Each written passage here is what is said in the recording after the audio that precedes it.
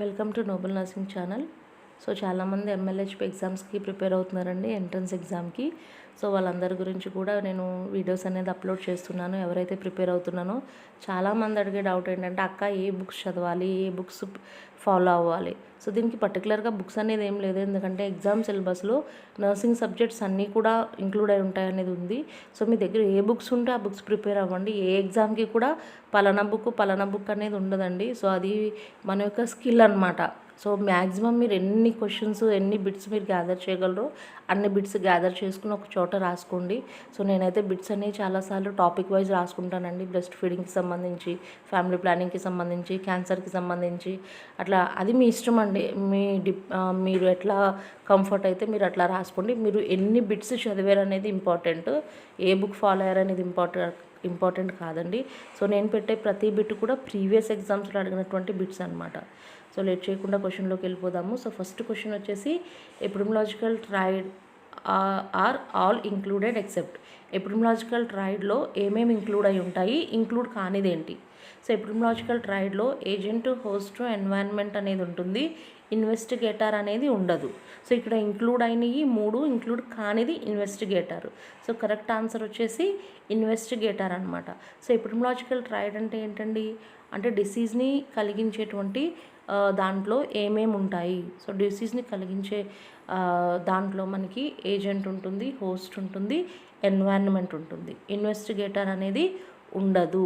So డిసీజ్ని కలిగించే process ఏదైతే ఉంటుందో దాంట్లో ఉండే వాటిని ఎపిడమిలాజికల్ ట్రైడ్ అని అంటారు. అండ్ సెకండ్ క్వశ్చన్ చూద్దామండి. So what is zero incidence? Zero incidence అని దేన్ని అంటారు? Elimination of disease, eradication of disease, elimination of infection, eradication of infection. So zero disease అని ఎప్పుడు అంటామంటే, ఏదన్నా ఒక పర్టికులర్ డిసీజ్ అనేది పూర్తిగా ఎలిమినేట్ అయిపోతే కనుక దానిని మనము జీరో ఇన్సిడెన్స్ అని అంటారండి. సో ఎలిమినేషన్ ఆఫ్ డిసీజ్ని జీరో ఇన్సిడెన్స్ అని అంటారు. అండ్ అలాగే ఎలిమినేషన్ ఆఫ్ ఇది కమ్యూనిటీకి సంబంధించినటువంటి క్వశ్చన్ అండి. సో జీరో ప్రివలెన్స్ని ఏమంటారంటే ఇరాడిగేషన్ ఆఫ్ ప్రివలెన్స్. అంటే ఎటువంటి డిసీజ్ అనేది మనకి లేకుండా, ఎవరికి అది స్ప్రెడ్ అవ్వకుండా ఉంటే కనుక దాన్ని పూర్తిగా ఇంకా ఇరాడిగేషన్ని అయితే కనుక దాన్ని జీరో ప్రివలెన్స్ అంటారు. వెరీ వెరీ ఇంపార్టెంట్ అండి. సో జీరో ఇన్సిడెన్స్ అని ఎలిమినేషన్ ఆఫ్ డిసీజ్ని అంటారు, జీరో ప్రివలెన్స్ అని ఇరాడిగేషన్ ఆఫ్ డిసీజ్ని అంటారనమాట. సో కమ్యూనిటీ సైడ్ నుంచి ఇలాంటి క్వశ్చన్స్ అడుగుతాడండి. ప్రివలెన్స్ అంటే మీనింగ్ అడుగుతాడు, ఓకే, ఇంక్యుబేషన్ అంటే మీనింగ్ అడుగుతాడు. సో అవి కూడా మీరు ప్రిపేర్ అవ్వండి. What is immunization? So immunization అనేది ఏంటి? సో లెవెల్స్ ఆఫ్ ప్రివెన్షన్ మనందరికీ కూడా తెలుసు. సో లెవెల్స్ ఆఫ్ ప్రివెన్షన్లో ఇమ్యునైజేషన్ అనేది ఏ లెవెల్లో వస్తుంది? సో ఇమ్యునైజేషన్ అనేది ప్రైమరీ ప్రివెన్షనా, సెకండరీయా, టెర్షరీయా, డిజబిలిటీ ప్రివెన్షనా? సో ఎప్పుడు కూడా ఇమ్యునైజేషన్ అనేది primary prevention. So primary prevention అంటే మీ అందరికీ తెలుసు కదండి, జబ్బు రాకుండానే మనం పేషెంట్కి ముందుగా ప్రొఫైలాక్సిస్గా ఇచ్చేదాన్ని మనము ప్రైమరీ ప్రివెన్షన్లో చూస్తాము. ఫర్ ఎగ్జాంపుల్ ఇమ్యునైజేషన్, చిన్నపిల్లలకి ఇచ్చే టీకాలు చూడండి. పిల్లలకి జబ్బులు రాకుండా ఉండడానికి ఇస్తాము, అంత వచ్చిన తర్వాత ఇచ్చే కాదు, ఫ్యూచర్లో రాకుండా ఉండాలని చెప్పి వాళ్ళకి మనం చిన్నప్పుడు టీకాలు వేయిస్తాము. సో ఇమ్యునైజేషన్ అనేది primary prevention. Silent epidemic of century అని దేన్ని అంటారు? So coronary artery diseases, chronic liver diseases, chronic obstructive pulmonary diseases, Alzheimer's diseases. So silent epidemic అని దేన్ని అంటారంటే అల్జీమస్ డిసీజ్ని అంటారనమాట. సో అల్జీమస్ డిసీజ్ అనేది ఏంటి అంటే కనుక ఇది మన బ్రెయిన్కి సంబంధించినటువంటి డిజార్డర్ అండి. ఇందులో ఈ అల్జీమస్ డిసీజ్ ఎవరికైతే ఉంటుందో వాళ్ళకి థింకింగ్ ఎబిలిటీ, మెమరీ ఇవన్నీ కూడా డిస్ట్రాయ్ అయిపోతాయి. సాధారణంగా చాలా ఏజ్డ్ వాళ్ళకి ఈ డిసీజ్ అనేది వస్తుందండి. అంటే ఏజ్ అయిపోయిన వాళ్ళకి వాళ్ళు నెమ్మదిగా వాళ్ళ మెమరీని, థింకింగ్ కెపాసిటీని ఇవన్నీ కూడా కోల్పోతూ ఉంటారండి. మెయిన్ ఇది బ్రెయిన్కి సంబంధించినటువంటి డిజార్డర్ అనమాట. దీన్నే మనము silent epidemic of the century అని పిలుస్తాము. నెక్స్ట్ క్వశ్చన్ చూద్దామండి. The disease important in country which was not otherwise present. అంటే బయట నుంచి మనకి మన ప్లేస్లోకి వచ్చినటువంటి డిసీజ్, లేకపోతే ఆ డిసీజ్ అసలు మనకు ఉండదండి. ఫర్ ఎగ్జాంపుల్, ఇప్పుడు బెస్ట్ ఎగ్జాంపుల్ ఏంటంటే monkey pox. So monkey pox అనేది యాక్చువల్గా ఇండియాలో లేదు, అది ఎక్కడి నుంచో మనకి వచ్చిందనమాట. సో అలాంటి డిసీజెస్ని ఏమంటారు? సో అలాంటి డిసీజెస్ని ఏమంటారంటే ఎక్సోటిక్ డిసీజెస్ అని అంటారనమాట. ఆప్షన్ సి అనేది కరెక్ట్ ఆన్సర్ అండి. ఓకే, సో మన మన మన ప్లేస్లో లేని డిసీజు వేరే చోట నుంచి మనకి రావడం వల్ల అది మన దగ్గర నమోదైంది, లేకపోతే ఆ డిసీజే మనకి ఉండదన్నమాట. బెస్ట్ ఎగ్జాంపుల్స్ లైక్ ఎబోలా కూడా మనకి లేదండి, అది మన బయట కంట్రీస్ నుంచి మనకు వచ్చింది. ఇప్పుడున్న మంకీ పాక్స్ కూడా అంతే అండి, అది మన దేశంలోది కానిది, కానీ మన వేరే దగ్గర నుంచి మనకు రావడం వల్ల అది మన దేశంలోకి ఎంటర్ అయింది, అంతే తప్ప పర్టికులర్గా మన ప్లేస్లో అది లేదు. నెక్స్ట్ క్వశ్చన్ చూద్దామండి. So first case comes to notice of the physician. So ఎప్పుడైనా సరే ఫిజిషియన్ దగ్గరికి ఫస్ట్ కేసు వెళ్ళినప్పుడు దాన్ని ఏమంటారు? ఇందాకే చెప్పుకున్నాం కదండి మంకీ పాక్స్ గురించి. సో అది ఫస్ట్ కేసు ఇండియాలో నమోదైనప్పుడు ఆ ఫస్ట్ కేసుని ఏమని పిలుస్తారు? సో దాన్ని ప్రైమరీ కేస్ అంటారా, ఇండెక్స్ కేస్ అంటారా, సెకండరీ కేస్ అంటారా, రిఫర్ కేస్ అంటారా? సో ఇండెక్స్ కేస్ అని అంటారండి. ఎప్పుడైనా సరే ఏదైనా ఒక జబ్బు కొత్తగా వచ్చినప్పుడు ఆ ప్రైమరీ కేసుని ఎప్పుడైతే మనం నమోదు చేసుకుంటామో లేదా ఫిజిషియన్ దగ్గరికి వెళ్తాడో ఆ కేసుని మనము ఇండెక్స్ కేస్ అని అంటామన్నమాట. ఓకేనా అండి? సో ప్రైమరీ, చాలామంది కన్ఫ్యూజ్ అవుతారు, ప్రైమరీ కేస్ ఏమో అనుకుంటారు. It's not primary, it's index case అండి. ఫస్ట్ కేస్ని ఇండెక్స్ కేస్ అని అంటారనమాట. అండ్ నెక్స్ట్ చూద్దామండి, the freshly prepared ORS should not be used after. So మీ అందరికీ తెలుసు కదండి, ఓరల్ రీహైడ్రేషన్ సొల్యూషన్. సో దీన్ని మనము ప్రిపేర్ చేసుకున్నాక ఎంతసేపు లోపు తాగేసేయాలి. ఓకే, సో 24 hours లోపు తాగేసేయాలి. ఇన్ కేస్ ఆ తర్వాత మిగిలినా సరే దాన్ని మనం పడేయాలి తప్ప తిరిగి రీయూజ్ అనేది చేయకూడదు. ఓకేనా అండి? ఓఆర్ఎస్ అనేది ఒకసారి మనం ప్రిపేర్ చేసుకున్న తర్వాత వితిన్ 24 hours లోపు దాన్ని మనము కంప్లీట్ చేసుకోవాలి. ఒకవేళ 24 hours తర్వాత మీరు ప్రిపేర్ చేసుకున్న ఓఆర్ఎస్ సొల్యూషన్లో కొంచెం ఉండిపోయింది, అప్పుడు దాన్ని మనము పడేసేయాలి తప్ప అది మళ్ళీ మనము యూజ్ చేయకూడదు. సో మ్యాక్సిమం ఓఆర్ఎస్ అనేది ఎక్కువగా లైక్ వామిటింగ్స్, డయేరియా లాంటి కేసెస్లో మనము పేషెంట్ డిహైడ్రేట్ అవ్వకుండా ఉండడానికి ఇస్తామండి. అండ్ అలాగే మీ అందరూ కూడా నా వీడియోస్ చూస్తున్నారండి, తప్పకుండా మీరు చూసే ప్రతి వీడియోని లైక్ చేయండి. ఎంతో కష్టపడి వీడియోస్ అన్నీ నేను మీ గురించి చేస్తున్నానండి. ఎవరైతే మీ ఫ్రెండ్స్ ఇంకా ఎగ్జామ్స్కి ప్రిపేర్ అవుతున్నారో వాళ్ళందరికీ కూడా షేర్ చేయండి. అండ్ అలాగే మీరు ఇంకా నా ఛానల్ని కనుక సబ్స్క్రైబ్ చేసుకోకపోతే తప్పకుండా నా ఛానల్ని సబ్స్క్రైబ్ చేసుకోండి.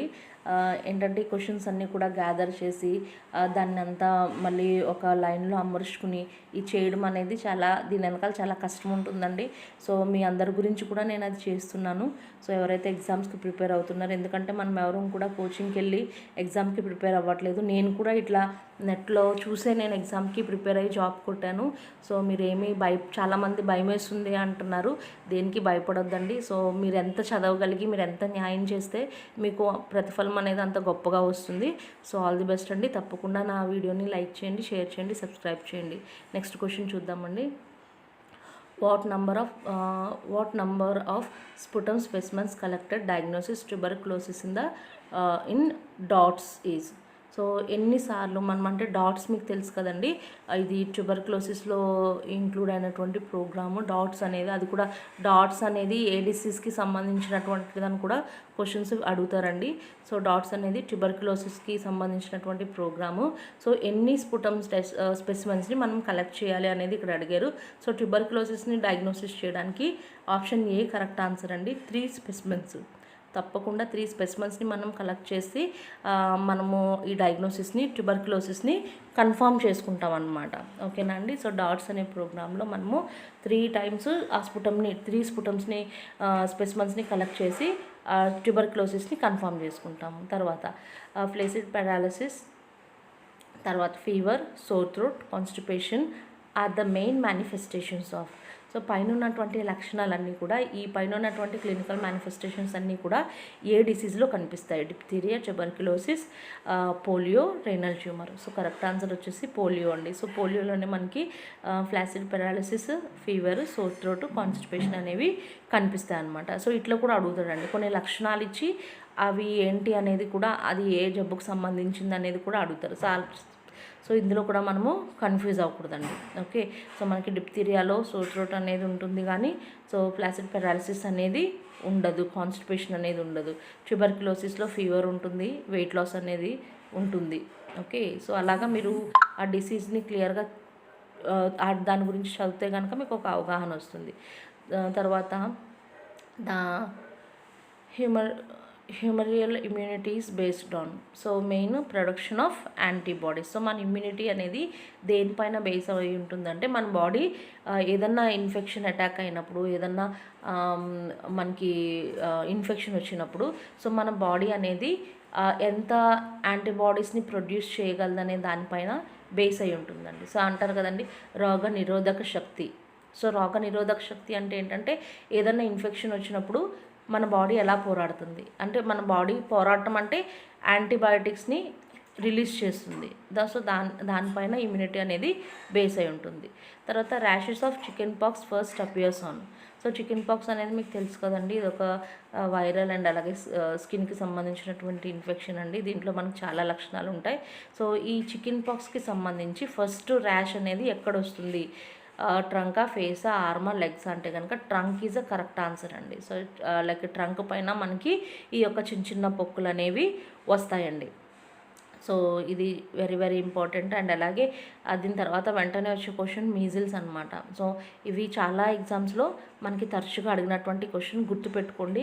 చికెన్ పాక్స్లో ఎప్పుడు కూడా ఫస్ట్ ర్యాష్ అనేది ఎక్కడ అపియర్ అవుతుందంటే కనుక ట్రంక్ పైన అపియర్ అవుతుంది. అండ్ నెక్స్ట్ క్వశ్చన్ చూద్దామండి. Rashes of measles first occur on. So మీజిల్స్కి సంబంధించినటువంటి ర్యాష్ అనేది ఫస్ట్ ఎక్కడ వస్తుంది, సో ఫేస్ పైన. మీజిల్స్ అనేది ఎప్పుడు కూడా ఫేస్ పైన ఫస్ట్ ర్యాష్ అనేది వస్తుంది. తర్వాత నెమ్మదిగా పైనుంచి కిందకి స్ప్రెడ్ అవుతుంది. ఫేస్ తర్వాత మెడ తర్వాత చెస్ట్ అట్లా కిందకు వస్తుంది అనమాట. సో ఫస్ట్ మాత్రము ఫేస్ పైన ఈ యొక్క మీజిల్స్ ర్యాషెస్ అనేవి వస్తాయండి. సో ఈ రెండు కూడా కన్ఫ్యూజ్ అవ్వద్దు. చికెన్ పాక్స్ అనేది ట్రంక్ మీద వస్తుంది. మీజిల్స్ యొక్క ఫస్ట్ ర్యాష్ అనేది మనకి ఫేస్ పైన వస్తుంది అన్నమాట. ఓకే. సో నెక్స్ట్ క్వశ్చన్ చూద్దామండి. Blood sample from A patient with malaria should be collected. So malaria వచ్చిన వాళ్ళకి బ్లడ్ శాంపుల్ అనేది ఏ టైంలో ఎప్పుడు కలెక్ట్ చేయాలి? At the peak of fever, after taking meal, when fever is just started, when temperature is normal. So ఎప్పుడు చూస్తామండి? So at the peak of fever అంటే fever అనేది పీక్ లెవెల్స్లో ఉన్నప్పుడు, చాలా హైగా ఉన్నప్పుడు మనము ఈ యొక్క పీక్ లెవెల్స్లో ఉన్నప్పుడు మాత్రమే బ్లడ్ శాంపిల్స్ని కలెక్ట్ చేయాలి. సో ఆఫ్టర్ ఫుడ్ తర్వాత కానీ, లేదా అప్పుడే జస్ట్ ఫీవర్ వచ్చింది, బాడీ టెంపరేచర్ అప్పుడే స్టార్ట్ అయింది అన్నప్పుడు కాదు, కానీ అలాగే నార్మల్ టెంపరేచర్ ఉన్నప్పుడు మనము ఎప్పుడు కూడా మలేరియాలో బ్లడ్ శాంపుల్ అనేది కలెక్ట్ చేయకూడదు. పీక్ స్టేజ్లో ఫీవర్ ఉన్నప్పుడు మాత్రమే మలేరియా శాంపుల్ని మనము కలెక్ట్ చేయాలన్నమాట.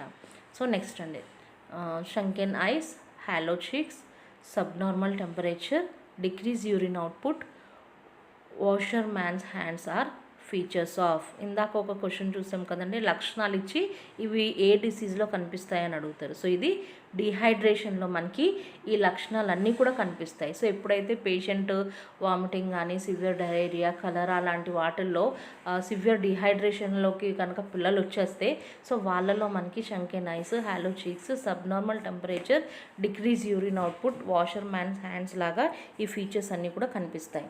అండ్ తర్వాత aldehyde test of Napier is used for the diagnosis of. So aldehyde test అనేది మనం దేన్ని డయాగ్నోసిస్ చేయడానికి యూజ్ చేస్తాము?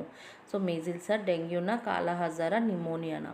సో దీంట్లో మనకి ఆల్డిహైడ్ టెస్ట్ అనేది కాలాహజార్ అనే జబ్బుని మనము డయాగ్నోసిస్ చేయడానికి యూజ్ చేస్తామండి. సో కాలాహజార్నే మనము బ్లాక్ ఫీవర్ అని కూడా అంటారు. మీ అందరికీ తెలుసు కదండి, కాలాహజార్ అంటే బ్లాక్ ఫీవర్ అండి. సో మెయిన్లీ ఇది ఒక పారాసైటిక్ ఇన్ఫెక్షన్, శాండ్ ఫ్లై వల్ల స్ప్రెడ్ అవుతుంది. అండ్ అలాగే దీనికి ఇంకొక పేరు ఏంటంటే లూయిస్మీనియా. సో లూయిస్మీనియాను కూడా ఈ యొక్క బ్లాక్ ఫీవర్ని లేదా కాలాహజార్ని మనము పిలుస్తామండి. ఇది కూడా వెరీ వెరీ ఇంపార్టెంట్, చాలా ఎగ్జామ్లో అడిగారు. అండ్ నెక్స్ట్ క్వశ్చన్ అండి, injectable contraceptives are usually administered through. So contraceptives ఏవైతే ఇంజెక్షన్ రూపంలో తీసుకునే కాంట్రాసెప్టివ్ ఏవైతే ఉన్నాయో అవి ఏ రూట్లో తీసుకుంటాము. So IM route is correct answer అండి. సో ఎప్పుడైనా సరే కాంట్రాసెప్టివ్ మనము ఇంజెక్షన్స్ రూపంలో కనుక తీసుకుంటే ఇంట్రామస్కులర్లీ మాత్రమే మనం అవి యూజ్ చేయాలండి. సో ఇవ్వండి ఈరోజు క్వశ్చన్స్. అందరూ కూడా ఒక చోట రాసుకున్నారని అనుకుంటున్నాను. అందరూ కూడా మంచిగా ప్రిపేర్ అవ్వండి, ఏమి టెన్షన్ పడకండి, ఎగ్జామ్ ఈజీగా ఉంటుంది. మ్యాక్సిమం వీలైనన్ని ఎక్కువ బిట్స్ని చదవండి. ఓకే అండి. మళ్ళీ నెక్స్ట్ వీడియో తప్పకుండా అప్లోడ్